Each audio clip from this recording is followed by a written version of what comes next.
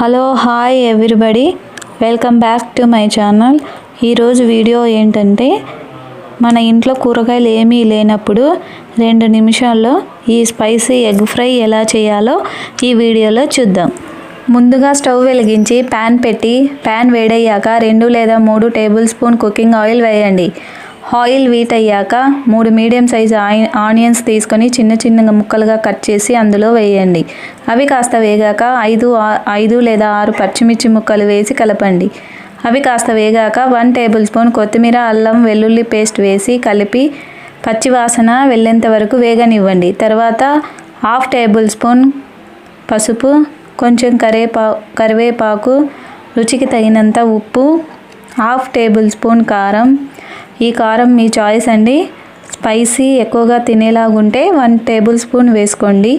తర్వాత ఎగ్స్ని బ్రేక్ చేసుకొని వాటిని కదపకుండా 1 నిమిషం పాటు వేగనివ్వండి.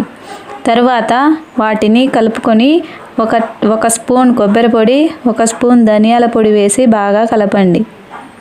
30 సెకండ్స్ పాటు వాటిని వేగనివ్వండి. దాన్ని సర్వింగ్ బౌల్లోకి తీసుకొని కొత్తిమీరతో గార్నిష్ చేసుకుంటే అంతే, ఎంతో tasty recipe spicy egg fry ready. ఈ వీడియో కనుక మీకు నచ్చినట్లయితే ప్లీజ్ సబ్స్క్రైబ్ చేయండి. Thank you for watching this video.